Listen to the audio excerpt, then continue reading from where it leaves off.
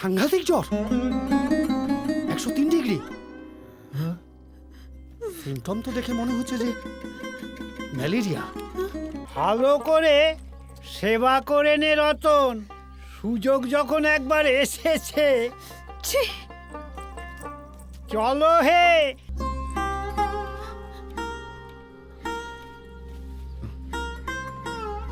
আর বারবার জলপট্টি দিতে ভুলিস না। ও আর একটা কথা, উনি কি একা থাকেন? কিন্তু এখন থেকে একজনকে কাউকে যে রাতে থাকতে হবে, কারণ ওনার অবস্থাটা ভালো নয়। কখন কি দরকারে লাগে বলা যায় না, বুঝলি? ভালো করে সেবা করে নে রতন, সুযোগ যখন একবার এসেছে। চলো হে।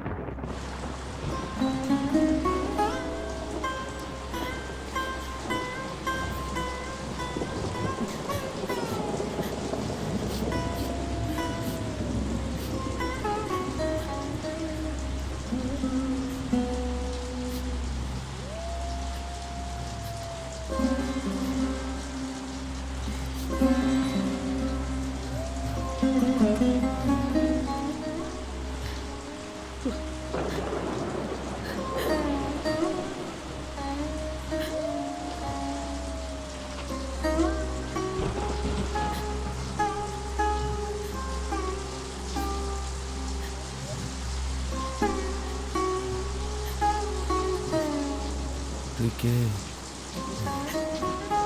আমি রত্না বাবু, আপনি কোনো চিন্তা করবেন না, আমি তো আছি। আপনি ঘুমিয়ে পড়ুন, ঘুমিয়ে পড়ুন।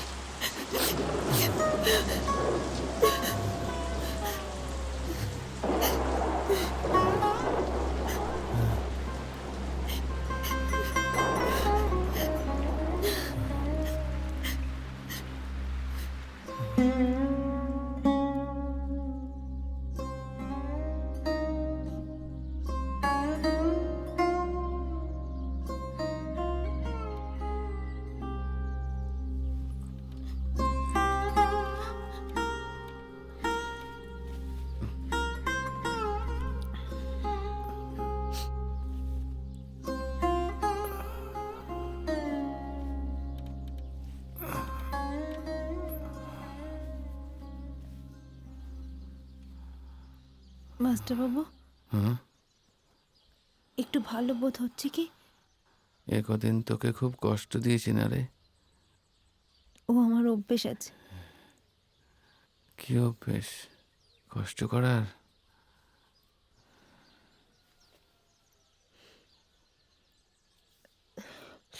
কাপড়টা কদিন কাচিস না? আজ কাচবো। আপনি শুয়ে থাকুন, আমি চা আনি, তারপর ওষুধ।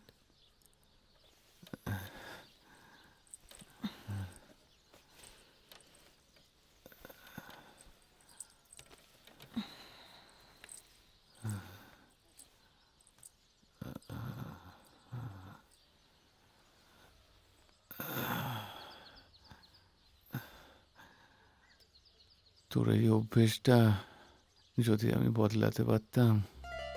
যাক, নিশ্চিন্ত হওয়া গেল। আপনি তো মশাই একেবারে ভাবিয়ে তুলেছিলেন। যাক, ভালোই হলো, অল্প কটা দিনের মধ্যেই আপনি সুস্থ হয়ে উঠবেন। আর রত্নাকে আমি সব বুঝিয়ে দিয়ে গিয়েছি। বিকেলের দিকে একবার আসিস, কটা ভিটামিন ট্যাবলেট দিয়ে দেবো। আচ্ছা, নমস্কার। হ্যাঁ, হ্যাঁ। কেমন আছেন মশাই? এই যেমন দেখছেন। এখন তো বেশ ভালোই দেখছি। খুব চিন্তায় ফেলে দিয়েছিলেন মশাই।